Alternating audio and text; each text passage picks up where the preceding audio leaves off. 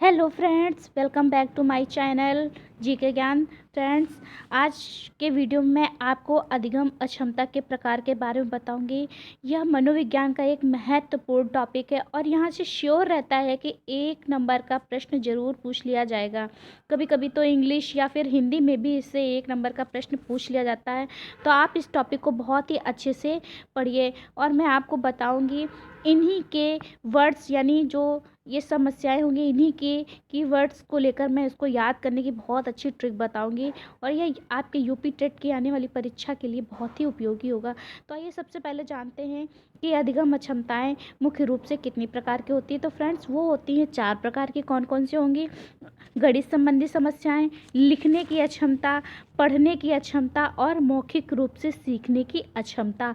तो आइए जानते हैं। सबसे पहले जो पहले नंबर पर आएगी गणित संबंधी समस्याएं। ठीक है, तो देखिए, ये देखिए मैंने लिख रखा हुआ है गणित संबंधी समस्याएं। तो इसमें सबसे पहली समस्या कौन सी हो जाएगी? लेक्सिकल डिसकैलकुलिया, ग्राफिकल डिसकैलकुलिया और वर्बल डिसकैलकुलिया। तो ये समझ लीजिए, जहाँ पे डिसकैलकुलिया है तो वहाँ पे गणित संबंधी समस्याएं होगी। इसको तो याद करने का कोई वो ही नहीं है, मतलब जहाँ पे डिसकैलकुलिया है तो वो गणित की संबंधी समस्या है। आगे नंबर पे देखिए क्या है, लिखने की अक्षमता। तो लिखने की अक्षमता क्या होती है? अब देखिए, लिखने की क्षमता में क्या हो जाएगा? डिस्प्रैक्सिया, नंबर 2 पे डिसग्राफिया, नंबर 3 पे अप्रैक्सिया और नंबर 4 पे हो जाएगी अग्रेफिया। इसी तरीके से तीसरे नंबर पर हो जाएगी पढ़ने की अक्षमता। तो पढ़ने की अक्षमता में 2 प्रकार की क्षमताएं हैं। कौन कौन सी? एलेक्सिया और डिसलेक्सिया। चौथे नंबर पे आपकी मौखिक रूप से सीखने की अक्षमता अफेजिया और डिसफेजिया। तो ये तो थी आपकी मुख्य रूप से सीखने की जो अक्षमताएं हैं। अब इनके अंतर्गत आपको कैसे याद करना है, मैं इसको याद करने की एक बहुत अच्छी ट्रिक क्या, बस इसी के वर्ड्स को लेकर मैं आपको याद करने का एक तरीका बताती हूँ। कुछ बच्चों को तो बहुत जल्दी याद हो जाता है, लेकिन कुछ को याद होने में बहुत समस्या होती है। तो बस उसी का समाधान मैं आपको बताती हूँ।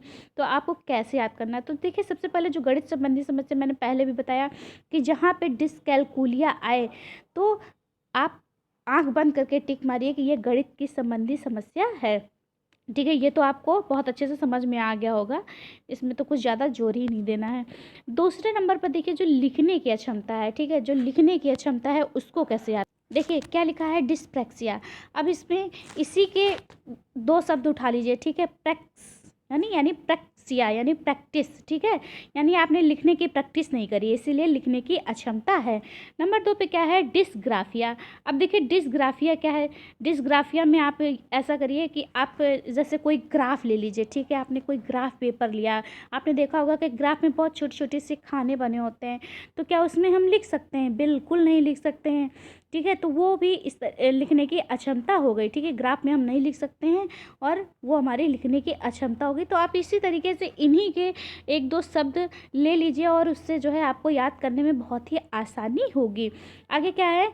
पढ़ने की अक्षमता। अब ये जो है, ये 2 जो एलेक्सिया और डिसलेक्सिया है, ये वेरी इंपॉर्टेंट है आपकी परीक्षा के लिए और ये बहुत पूछे भी जाते हैं।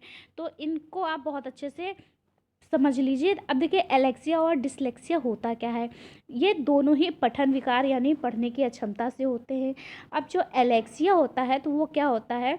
इसमें होता क्या है कि मानसिक क्षति की वजह से, ठीक है, मानसिक क्षति की वजह से एलेक्सिया होता है, यानी मस्तिष्क में क्षति के कारण होने वाला जो विकार होगा वो एलेक्सिया कहलाएगा। और जो इसी जगह पे डिसलेक्सिया है तो वो बिना मस्तिष्क विकार के, ठीक है, यानी बिना मस्तिष्क के क्षति के, ठीक है, जो पठन विकार होगा वहाँ पे डिसलेक्सिया होगा। तो आपको ये भी बहुत अच्छे से समझ में आ गया होगा, एलेक्सिया और डिसलेक्सिया यानी मानसिक क्षति की वजह से और बिना मानसिक क्षति की वजह से। ठीक है, अब देखिए चौथे नंबर पे क्या है? मौखिक रूप से सीखने की अक्षमता। ठीक है, मौखिक रूप से सीखने की अक्षमता क्या होगा कि जहाँ पे यानी बोलने की जो समस्या होगी वही मौखिक रूप से होगी। तो देखिए, अफेजिया और डिस्फेजिया। अब देखिए, इसको याद करने का बहुत ही अच्छा तरीका है। अब देखिए, इनके बीच में फज शब्द आ रहा है। फज, ठीक है, फज, दोनों में फज फज आ रहा है। तो फज का मतलब क्या हो गया, अब कैसे इसको याद कर लेंगे कि मैं बोलने में फंस रही हूँ या फंस रहा हूँ, तो फज से फज यानी फंस रहा हूँ। तो अब जब बोलने में फंस रहा हूँ तो बस यही आपको यहाँ से याद करने का एक शब्द मिल जाएगा कि जो बोलने में विकार होता है, यानी जो मैं बोलने में फंस रही हूँ, वही जो है आपका अफेजिया या डिफेजिया हो जाएगा। तो इस तरीके से आप इसको बहुत ही अच्छे से याद कर सकते हैं, और ये श्योर रहता है कि यहाँ से एक आध नंबर का प्रश्न पूछ लिया जाता है इंग्लिश में, हिंदी में और मनोविज्ञान में, तो श्योर ही रहता है। तो आपको बहुत अच्छे से पता चल गया होगा कि ये कैसे इसको याद करना है, किस तरीके से हम याद कर सकते हैं।